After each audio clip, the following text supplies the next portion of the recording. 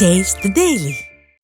நானும் ரவுடிதான் என்ற வடிவேல் பாணியில் ஸ்டிக்கர் புகழ் ஸ்டாலின் எந்த கொம்பனாலும் குறை சொல்ல முடியாத ஆட்சி என்று கூறுவதாக முன்னாள் அமைச்சர் செல்லூர் ராஜு கூறியுள்ளார். மதுரை மாவட்ட ஒவுலாப்படித்துறை அருகே முன்னாள் அமைச்சர் செல்லூர் ராஜு தலைமையில் அதிமுகவின் 53ஆம் ஆண்டு தொடக்க விழா பொதுக்கூட்டம் நடைபெற்றது.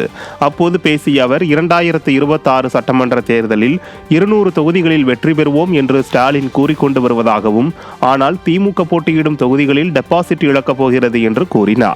இதில் நடிகையும் மகளிரணி துணை செயலாளருமான காயத்ரி ரகுராம், முன்னாள் எம்எல்ஏ அண்ணாதுரை உள்ளிட்ட கழக நிர்வாகிகள் பலர் கலந்து கொண்டனர். நான் இதே முதலமைச்சர் கேட்கிறேன், நீ என்ன பேசினாய்?